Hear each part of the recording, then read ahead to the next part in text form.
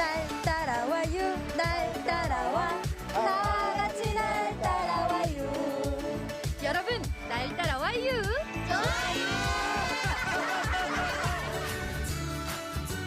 완연한 가을빛으로 물든 가을날. 우수한 자연경관과 유서 깊은 역사, 그리고 문화가 가득한 충남 아산을 찾았습니다.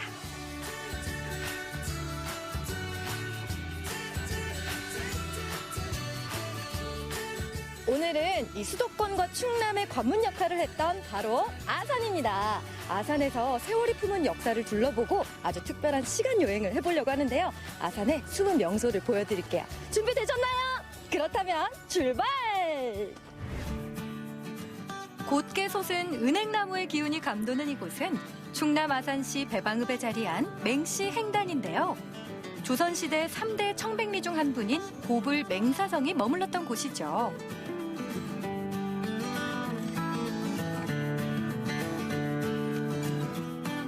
야, 이곳은 시내에서 멀지 않은데 마치 고려시대로 여행을 온 것 같은 그런 분위기예요. 그래서 세종대왕 때 맹사성 정승이 잠깐 거주하시던 곳입니다. 맹사성은 아주 훌륭한 학자 아닌가요? 학자이면서 지금으로 따지면 아주 고위 공무원입니다. 부총리급의 공무원, 좌의정을 지내셨기 때문에 청백리로 더 이름이 나 있습니다. 남의 것에 욕심을 부리지 않는다고 해야 될까? 내 것만 가지고. 그래서 그렇게 검소하게 사셨다고 합니다. 맹씨 행단에는 고택과 세덕사, 구괴정, 그리고 쌍행수가 있는데요. 세덕사엔 맹사성과 그의 조부인 맹유, 부친 맹희도의 위패가 봉안돼 있습니다. 맹사성의 청백한 선비 정신을 기리기 위해 매년 10월 10일이면 탄신기념 숙모제양을 개최한다고 해요. 고려시대 때 상서를 지내신 맹선생 맹이호공, 맹정승의 할아버지입니다. 그 다음에 맹정승의 아버지 동포공 맹희도공, 맹정승, 문정공. 문정공은 이제 시호죠, 이제. 이 맹사성은 어떤 업적을 세우셨나요? 좌의정 벼슬을 하시다가 은퇴를 하시고 여기 음악에 굉장히 조예가 깊어서 우리나라의 악을 정리하신 분인데, 맹정승이 세종대왕께서 맹정승을 다른 직책으로 예직으로 내보내려고 해도 악을 정리할 사람이 없어가지고 예직으로 내보내지 않으셨다는 그런 일화도 있습니다. 그래서 그런지 지금 이 동네 맹씨들 노래 잘합니다. 아, 진짜요? 예, 예. 맹씨 행단에는 하늘 높이 솟은 은행나무 두 그루가 자리하고 있는데요. 무려 650여 년 전에 맹사성이 직접 심은 나무라고 합니다. 와, 이 은행나무가 얼마나 오래된 거예요? 네. 은행나무는 약 650년 정도 된 걸로 알려져 있고요. 맹사성 정승과 맹사성 정승의 아버지 맹희동이 함께 심고서는 행단이라고 명명하고서는 그 후학들을 양성했던 장소로 알려져 있습니다. 그래서 맹씨 행단이군요. 예, 그렇죠. 맹씨는 중국의 맹자님으로부터 그 세보가 이어져 내려오는데, 맹정승의 증조 할아버지 맹의공을 한국의 신창맹씨 시조로 삼고 있습니다. 공자가 은행나무 아래서 제자들에게 학문을 가르쳤다는 데서 유래한 행단. 그 역사를 증명하듯 쌍행수는 여전히 고든 기세를 자랑합니다. 왜 이렇게 특별하게 은행나무 두 그루를 심었을까요? 맹정승과 맹성정승의 아버지도 공자님이 만들어 놓은 행단을 본받아서 그렇게 하지 않았나라고 추측하고 있습니다. 설화산을 등지고 있는 고택은 맹사성이 낙향에 기거했던 곳으로 청백리의 대명사답게 검소하고 소박한 삶을 보여주는데요. 1330년 고려시대에 지어진 이 건물은 현존하는 민가 중에서는 가장 오래된 건축물이라고 합니다.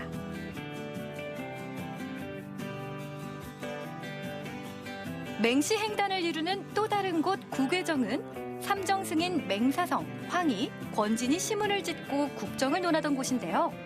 느티나무가 만들어준 커다란 그늘 아래 아름다운 경관이 펼쳐집니다. 이 아름다운 경치를 바라보면서 이 정자에 있으니까 심신이 막 안정되는 그런 기분이 드는데요. 아주 의미 있는 곳 같아요. 네, 좌의정인 맹정승, 우의정인 권진정 세 분이 9그루의 느티나무를 심어서 구계정이라고 하고요. 거기다 정자를 지어서 구계정이라고 이름했는데 또 세 분의 정승이 정신적인 취향도 취했을 거라고 이렇게 추측하고 있습니다. 이번엔 우리 조상들이 실생활에 사용했던 민속 자료를 만날 수 있는 곳 충남 아산시 충무로에 있는 온양 민속박물관을 찾았습니다. 전통 조각상들이 곳곳에서 반갑게 반겨주는데요.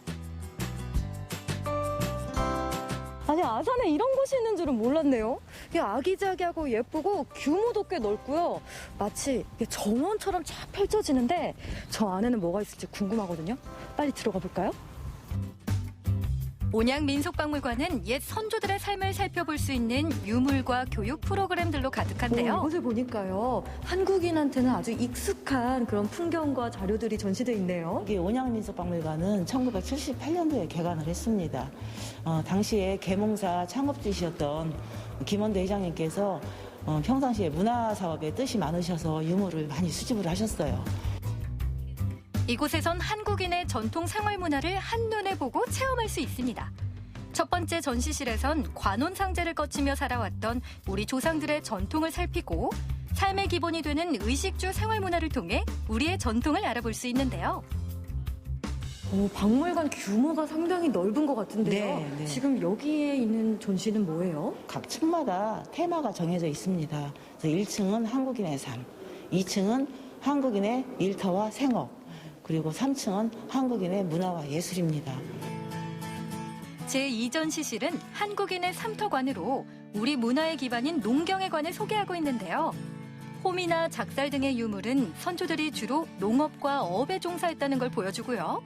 씨를 뿌리고 거두는 과정에서 공동체를 형성해온 우리 민족의 지혜를 엿볼 수 있습니다. 요즘은 현대적으로 기계가 많이 그렇죠. 발달했지만 참 이 네. 시대 때는 어떻게 다 손으로 했어요. 네. 지금은 한꺼번에 방앗간에서 우리가 정제된 쌀을 우리가 갖다가 먹잖아요. 사다가 예전에는 이제 직접 사람이 다 손으로 일일이 나다를 벗기고 방아를 쪄서 며칠에 먹을 곡식을 그때그때 방아 쪄갖고 먹은 거죠. 한국인의 아름다움을 주제로 한 마지막 전시실엔 다양한 방식으로 표현된 민속공예와 신앙 대상물, 놀이와 세시풍속에 관한 물품들이 전시돼 있는데요. 특히 각양각색의 탈을 통해 조상들의 해학과 풍류가 느껴졌습니다. 조선시대 이 탈춤을 추던 그 시대의 언론이라고 해야 되죠. 이 마당극이. 그래서 현명한 양반들은 일부러 마당에다가 다른 도에서 이 탈춤놀이 하는 사람들을 불러서 펼치게 하면서 귀담아 들었대요. 요즘에 무슨 소리가 돌아다니나. 저는 그런 거였죠. 탈춤이 이렇게 흥을 돋구기 위한 그런 걸로만 생각했는데 상당히 사회적인 의미가 그렇죠. 있네요. 요즘 전통이 조금 잊혀져 갈 수도 있는데 네. 아이들과 와서 한번 쭉 보고 배웠으면 좋겠네요. 그럼요. 오랜 세월에도 여전한 기세를 자랑하는 역사의 흔적과 선조들의 생활 속 모습을 만나본 시간이었는데요. 켜켜이 쌓여 전해진 선조들의 지혜와 훌륭한 가르침에 깊은 깨달음을 얻은 하루였습니다.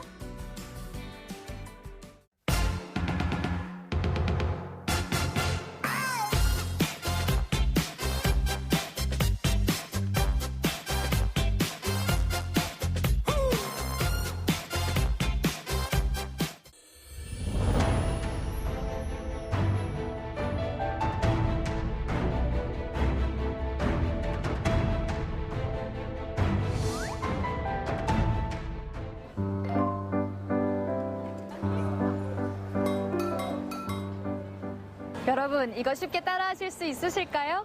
간장공장 공장장은 강공장장이다. 경찰청 창살, 쇠창살. 우리가 매일 쓰는 한글이지만 사실 가깝고도 멀게 느껴지기도 합니다. 다가오는 한글날을 맞이해서 제가 조금은 특별한 시간을 마련해 봤는데요. 오늘 저와 함께 한글의 아름다움 속으로 풍덩 빠져보시죠. 자랑스러운 우리의 문화유산 한글. 생활 속에서 늘 사용하는 한글의 또 다른 변신. 이 가을은 한 모금도 마시고 싶지가 않고요. 한 폭의 예술 작품이 된 한글의 숨은 멋을 찾아 떠나봅니다.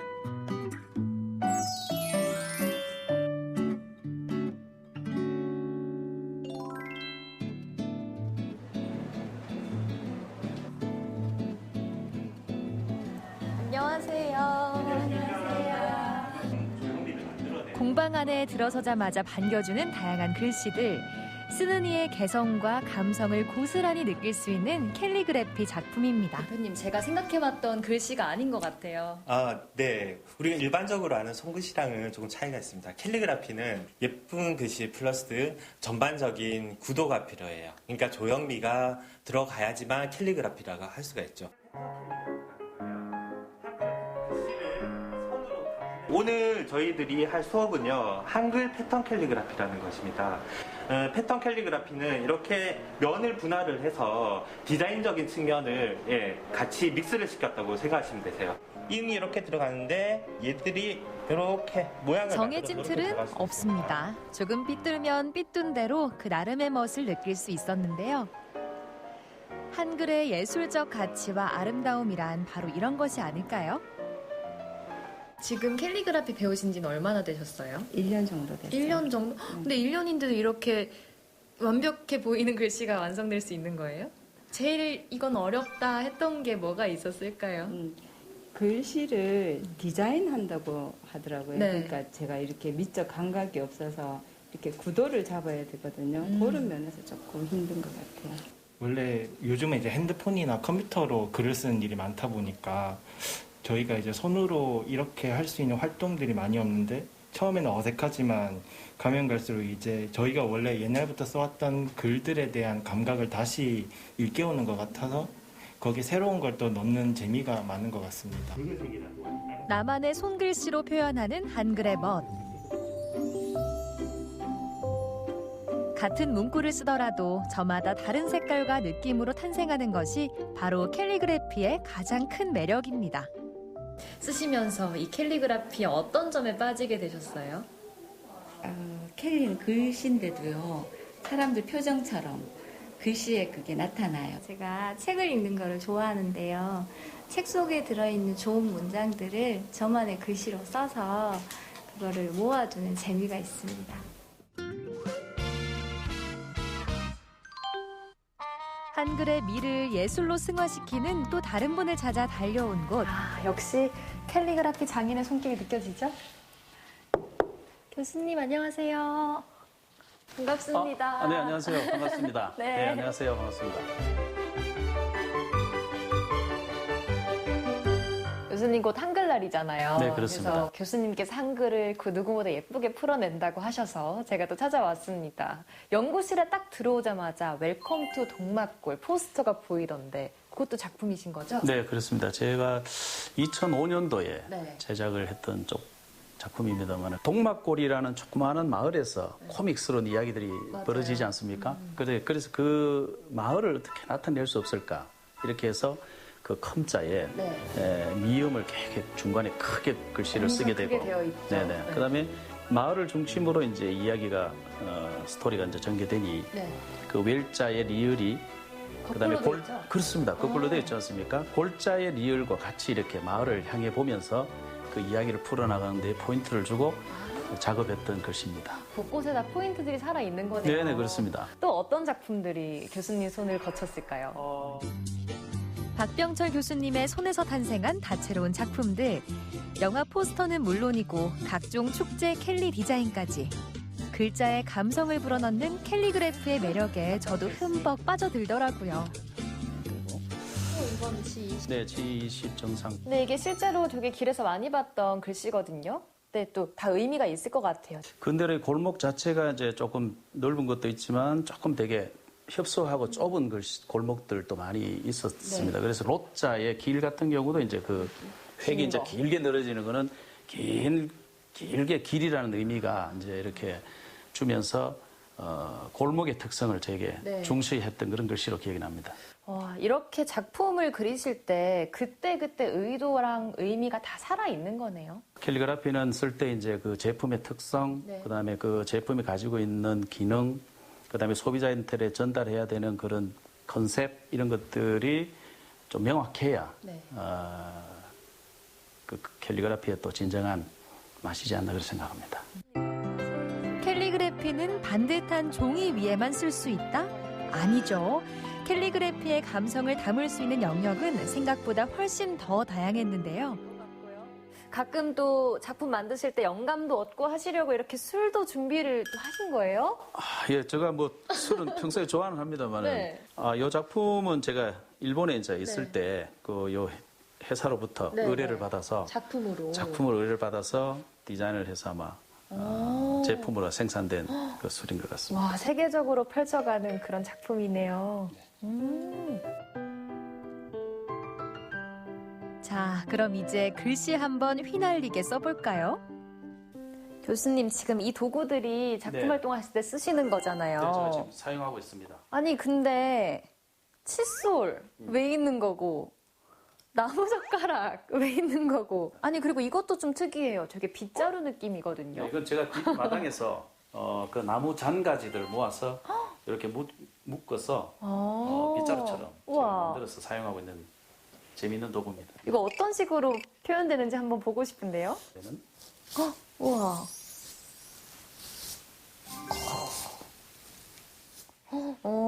이렇게 되면 이제 힘이라는 글씨가 느껴지는 이 거친 맛에서 글씨의 성격이 좀 드러나기도 하고. 그러네요. 그러고 보니까 이런 힘 같은 글자를 엄청 부드러운 붓으로 쓰면 또 그렇게 그렇습니다. 강렬하지 않잖아요. 그렇습니다. 아, 좀.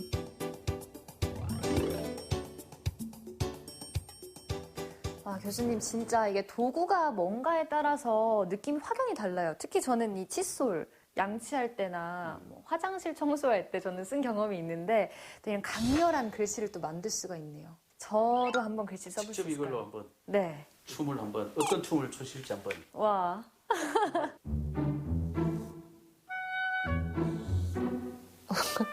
궁서체가 되고 있네요.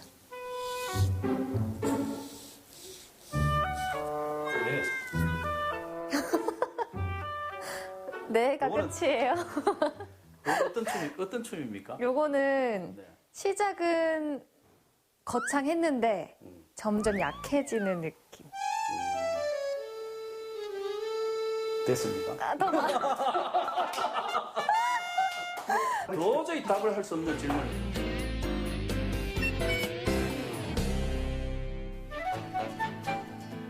나무젓가락을 이용해서 특별한 가을을 선물해 주셨는데요. 저도 옆에서 열심히 한번 따라 써봤습니다. 이 가을은 한 모금도 마시고 싶지가 않고요. 이 가을은 정말 두 모금, 세 모금, 네 모금 마시고 싶은 가을인 것 같아요. 제가 이제 곧 한글날이라서 또 교수님을 찾아온 것도 있는데 좀 어떤 문장을 교수님의 손을 통해서 적어보고 싶은 게 있거든요. 그렇습니다. 네, 한글을 한글답게 더 아름답게. 이게 교수님 손을 거치면 훨씬 더 예뻐질 것 같아요. 그 글씨를 한번 써보면 되겠습니까? 풀고 계시는 건가요? 풀면서. 미완성의 선과 획이 모여 하나의 작품을 만들어 갔는데요. 어떤가요? 우리 한글 정말 아름답죠?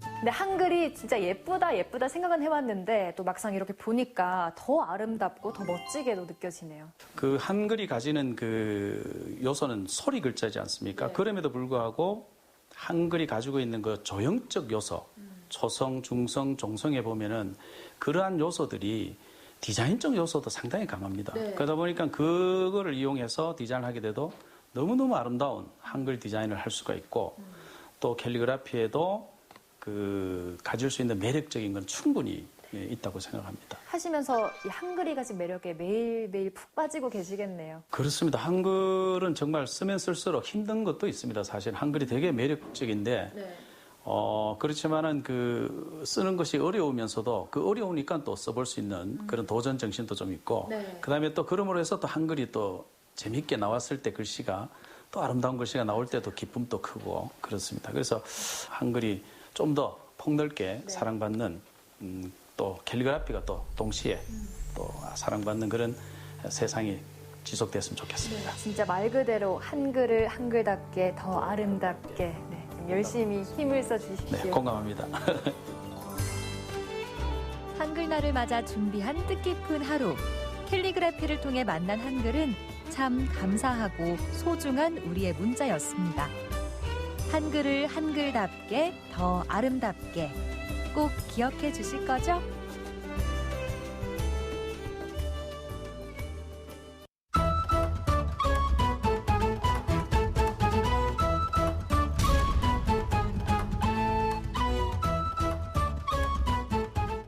내가 조선의 CEO다. 바로 거상 김만덕입니다.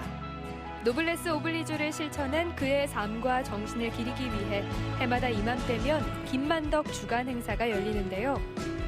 그의 세계화 흔적들을 특별하게 만나봅니다.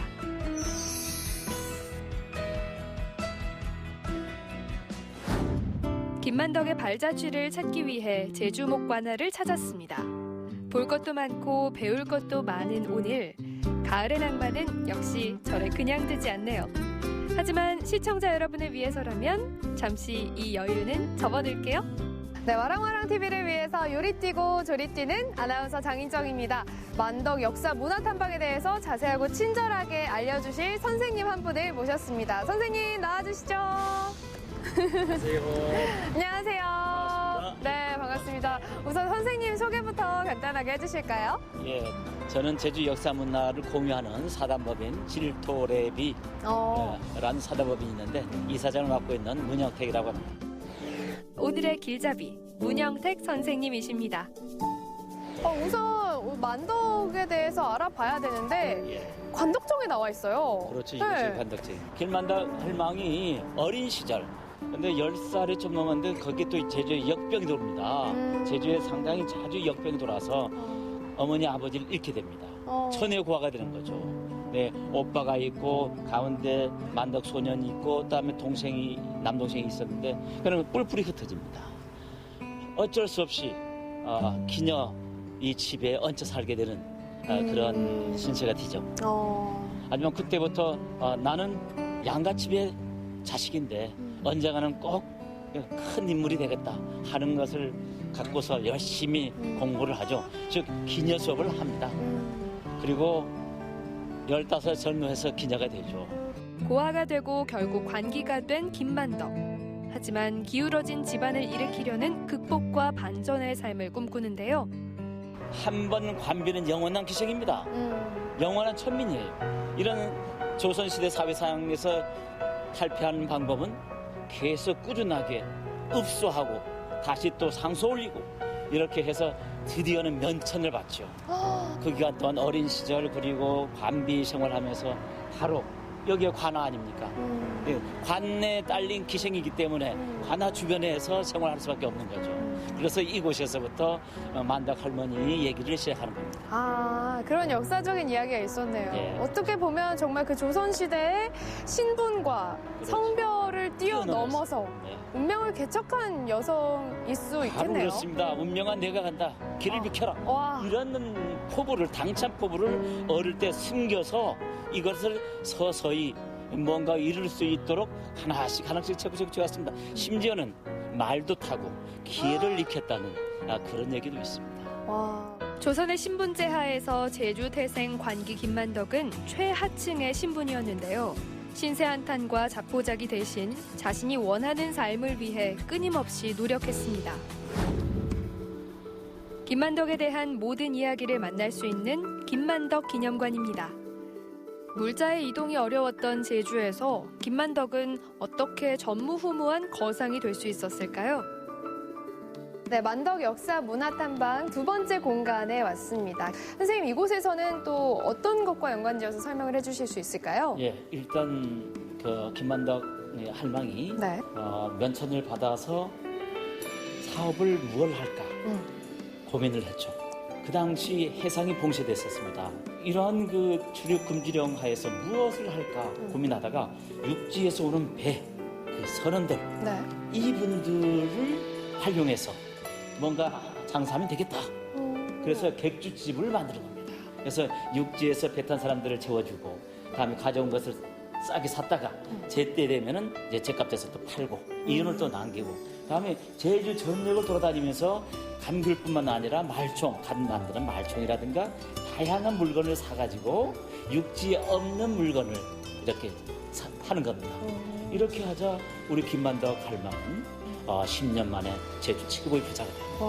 그러니까 요즘도 뭐 스타트업이나 이런 사업을 하시는 분들 많은데 사업을 시작할 때는 가장 중요한 게 바로 이 사업 아이템이잖아요. 그렇습니다. 맞습니다. 그런데 그때 당시에 그런 것들을 생각해내셨으니까 굉장히 사업 아이템이 참 훌륭했던 거네요.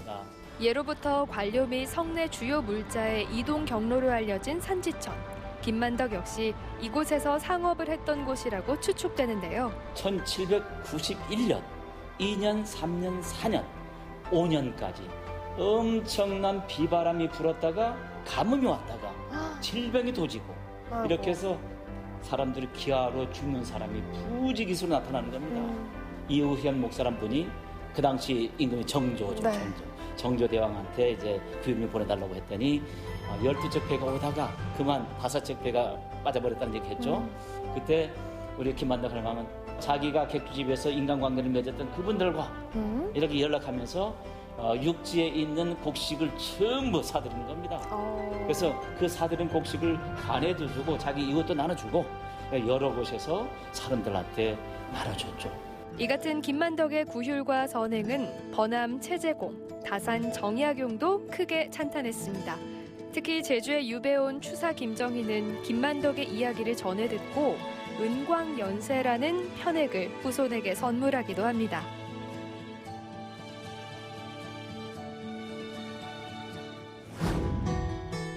김만덕의 묘가 자리한 모충사에 닿았습니다.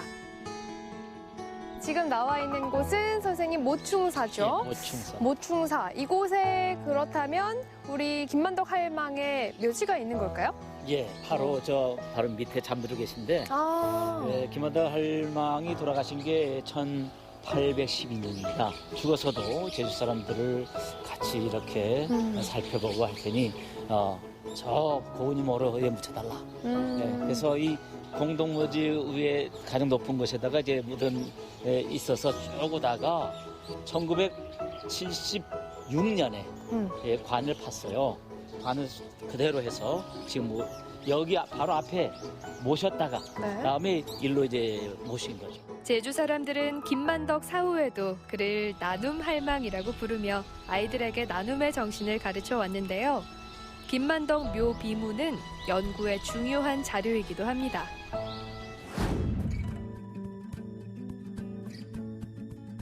바닷길만 열려있는 제주에서 포구는 상업의 시작이자 끝이었는데요.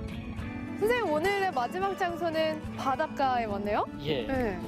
이곳은 이 화보포구라는 곳인데 우리 김만덕 할망이 이제 객주집을 운영하면서 그 감귤이라든가 다음에 그 말총이라든가 다음에 말들을 이렇게 여기 와서 육지로 이렇게 실어서 보냈었던 김만덕 할망은 그 많은 그 물들을 여기에서 이제 내리고 주고받고 하면서 다시 또 중상안으로 가가지고 그것을 또 이제 뭔가 파는 그런 적극적인 그런 상행위를 했었던.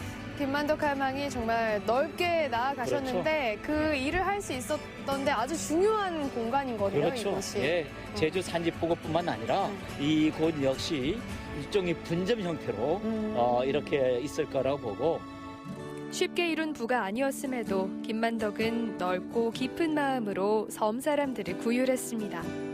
오늘 이렇게 김만덕 할망의 탄생에서부터 생애 그리고 업적까지 이렇게 장소들과 연관을 지어서 다양하게 이야기를 들어볼 수 있었는데요. 제주도에서는 아직까지도 이것을 기념하는 행사를 마련하고 있잖아요. 그렇죠. 김만덕 할망의 의지라든가 삶이라든가 또 우리가 본받아야 할 점 이런 것들을 널리 선양하기 위해서 김만덕 할머니 돌아가신 그 날을 기념합니다. 1812년 10월 21일 날 돌아가셨습니다. 그래서 그 주에 일주일 동안 선정해서 김만덕 주간을 설정해가지고 하는데 원래는 18일 날 공양제를 시작으로 해가지고 은광연시에 김만덕 할망이 그 의지, 그리고 미래를 보는 눈, 그리고 더불어 사는 그런 지혜를 같이 나눠 가졌으면 좋겠습니다. 네, 그래요. 이번 주말에 이제 또 행사가 시작이 되는데 매해 잘 열릴 수 있도록 우리 도민들의 마음이 모아지면 좋겠습니다. 아무리 불리한 여건도 불굴의 정신 앞에서는 장애가 될 수 없음을 일생을 통해 증명합니다. 또한 나눔과 배품의 빛으로 제주 섬을 밝힌 김만덕의 정신, 바로 우리의 오래된 미래가 아닐까요?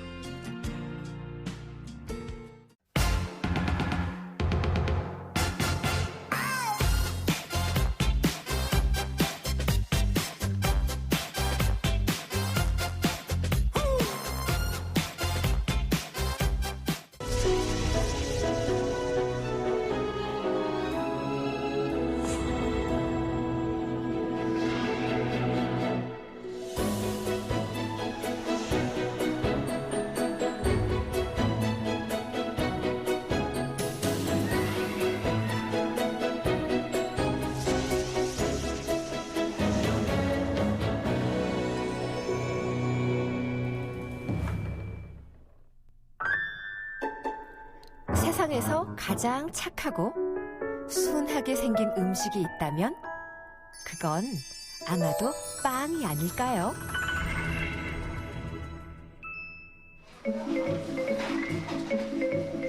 시집 오셔서 20살부터 여기서 일을 하신 것 같아요. 여기가 거의 삶 자체였었고 새벽 4시에 목욕 가셨다가 7시에 가게 내려가시고 뭐 이런 거를 누군가 하면 이게 짐덩어리다. 그 착해 보이는 음식도 누군가에겐 정말 눈물 젖은 빵이었을지 모릅니다. 무려 74년 동안 같은 이름으로 같은 빵을 만들어내는 일이 왜 그렇지 않았겠어요. 누군가의 든든한 아침 식사를 대신할 첫 빵을 위해 누군가는 달콤한 아침잠을 미뤄두기도 합니다. 빵집의 아침은 신선한 우유와 달걀을 맞이하는 일로 시작되죠. 어제 산란한 거 선별해서 오늘 갖다 줘. 겨울에는 한 120. 한두 사람 조용히 반죽을 매만지는 작은 빵집과는 사뭇 풍경이 다르죠. 이곳에서 일하는 직원만도 100명 가까이 됩니다. 물론 이곳도 처음에는 가족끼리 운영하는 그야말로 작은 동네 빵집이었습니다. 저희가 맨 처음에는 이게 이제 먹고 살기 위해서 45년도 이렇게 시작했는데 거의 뭐 새벽에서 밤까지 이 업장에서 보내셨죠. 아침 7시. 문이 열리자마자 기다렸다는 듯 손님들의 발길이 이어집니다. 대부분은 묘기 경쟁이라도 하듯 쟁반 가득 빵을 쌓아가죠. 갓 나온 빵은 잠시 숨 돌릴 틈도 없이 매대에서 손님들 두 손으로 자리를 옮깁니다. 몇 년 전에 왔었거든요. 그래서 그때 줄을 서가지고 여기서 먹었어요. 시간 안 맞추면 줄을 서야 돼요. 우리나라 처음 빵집이기도 하고. 매장에서 빵이 빠르게 사라지는 만큼 제빵실은 더욱 바빠집니다. 빠르게 또 천천히 빵을 만드는 데에는 속도 조절이 중요하죠. 이분은 10여 년째 빵을 만들면서도 늘 재료 계량을 정확하게 확인합니다. 저희가 제빵할 때 보는 레시피 책입니다. 역사와 같이 한 책이라고 볼 수 있죠. 재료 손질이 70% 이상일 것 같아요. 그 다음에 그 손질된 재료를 항상 똑같은 방법으로 인내심을 갖고 만들어가는 게 맛의 기본인 것 같아요. 우리나라에서 가장 오래된 빵집. 그 역사는 무려 1945년으로 거슬러 올라갑니다. 해방 이후 일본인이 운영하던 빵집을 물려받아 지금의 이름으로 문을 열었죠. 그 시절 아무나 사 먹을 수 없던 단팥빵은 지금은 전국에서 찾아와 양손 가득 들고 가는 인기 품목이 됐습니다.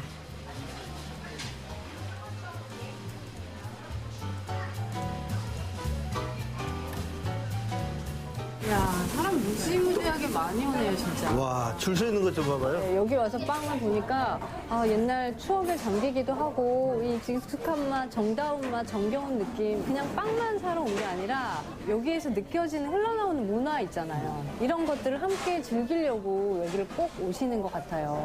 저도 껌 좀 씹던 시절에 빵집에서 미팅 좀 했죠.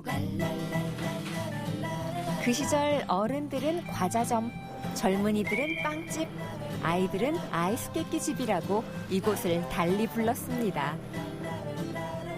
군산에서 나고 자란 세대들에게 이 빵집은 어떤 모습으로 남아있을까요? 세상 모두가 약속이라도 한 것처럼 그때는 빵이 옛날에는 비쌌잖아요.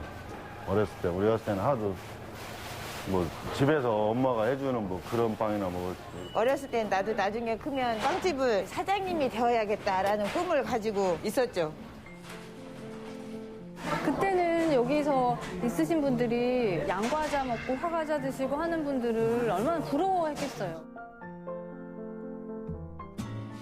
전성기에는 20곳이 넘던 무슨 당이라는 이름을 붙인 동네 빵집들이 점차 사라지는 동안 이곳에도 변화가 생겼습니다.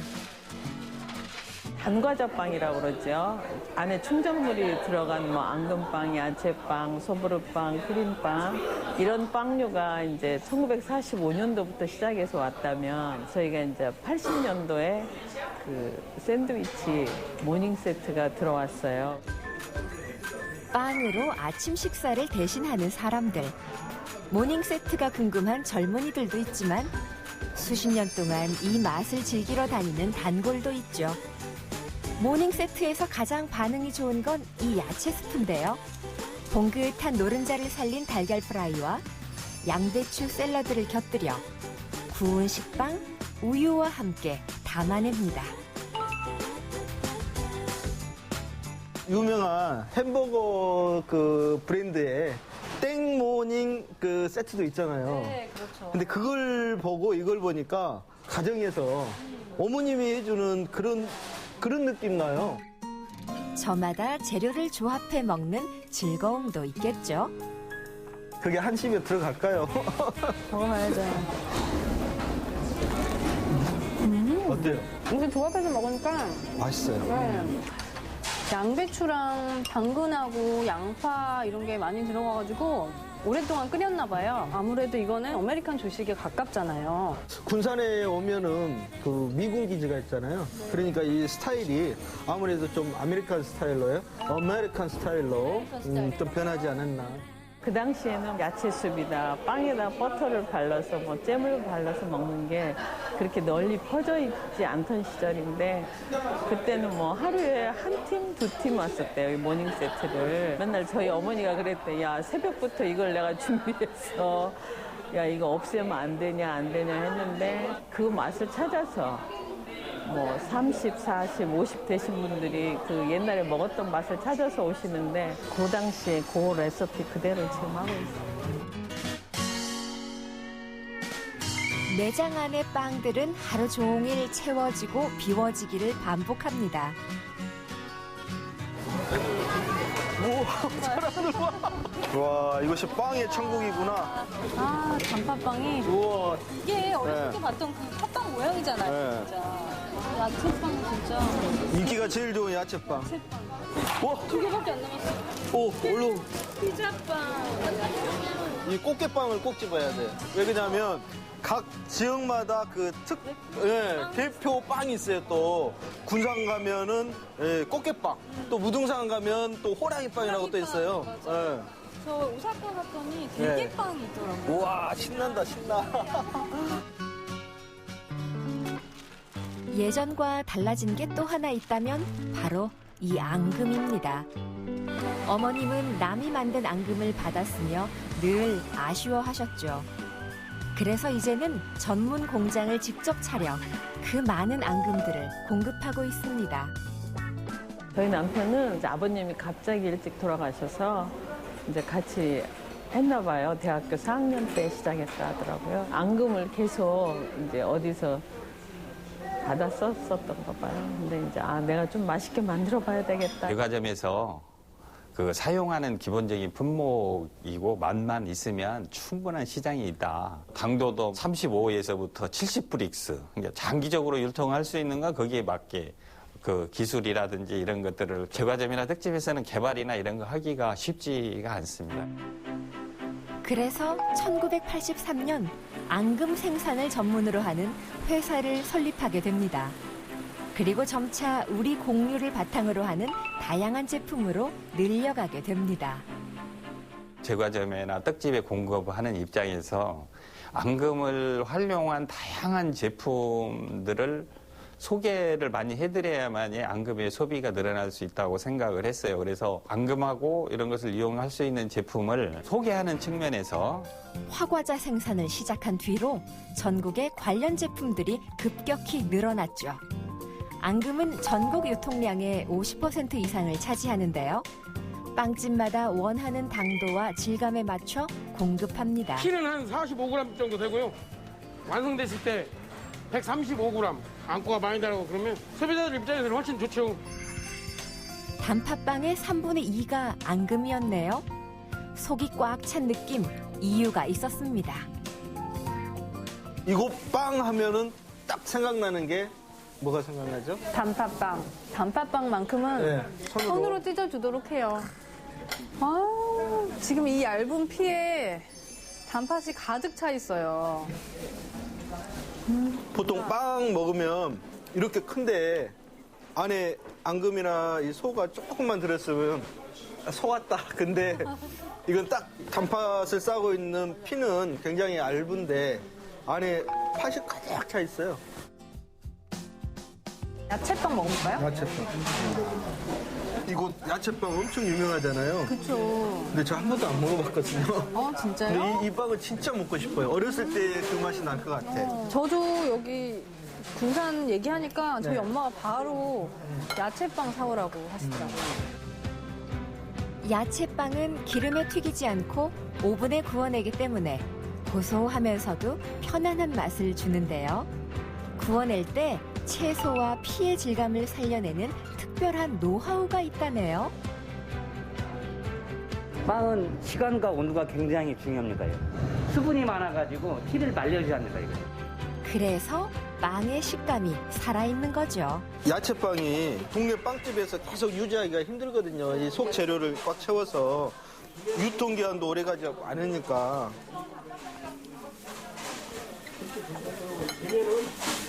야, 양파랑 양배추, 당근 이런 걸 달달달달달 볶아가지고 후추로 간을 했어요. 근데 이 야채가 식감이 다 좀 물러지지가 않고 씹는 맛이 아삭아삭 살아있어요. 야채빵은 저 결혼하기 전에 생겼더라고요. 그전에는 사라다빵이 굉장히 유행을 했대요. 근데 사라다빵의 단점이 잘 상한대. 왜냐면 감자가 잘 상하니까. 그래서 감자를 빼고 한번 오븐에 구워보자 해서 사라다빵에 감자가 빠진 거예요. 감자 사라다에서. 그게 이제 어머니하고 저희 남편이 개발하신 빵이에요. 수십 년 이어온 빵들은 처음의 레시피를 유지하면서 한결같은 맛으로 꾸준한 사랑을 받았습니다.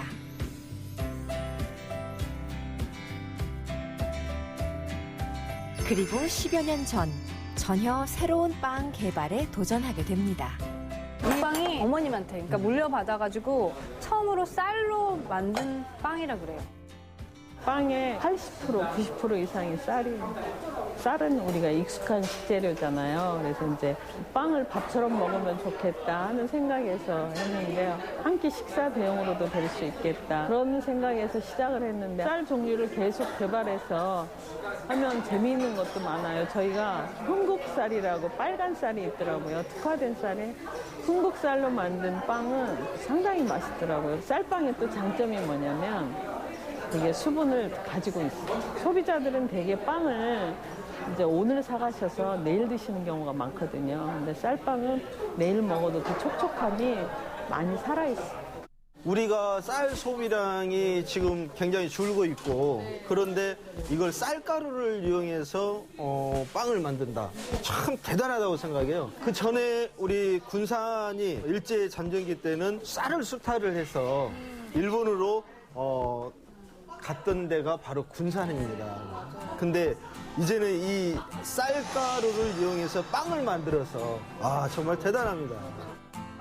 이게 오래된 가게이다 보니까 냄새가 나는 것 같아요. 그 맛있는 2003년도에 이제 즉석 음식을 좀 했었어요. 스파게티도 하고 함박스테이크도 하고 그렇게 바뀌고 나서 손님들이 너무 불편해하시는 거예요.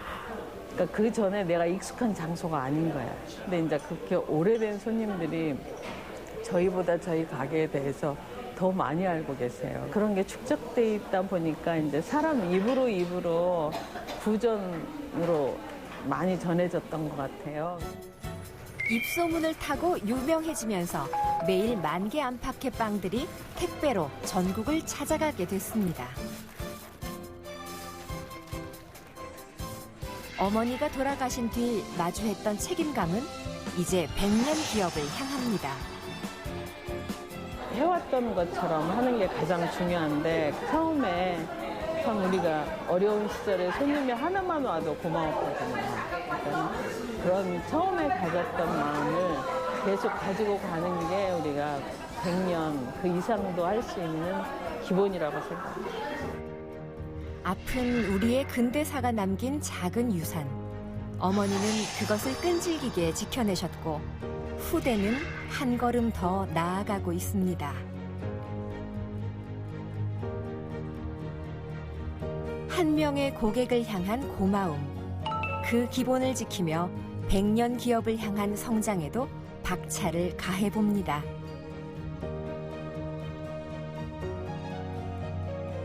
여기는 인테리어도 더 모던하고 빵도 되게 새롭고 다채로운 게 많아요.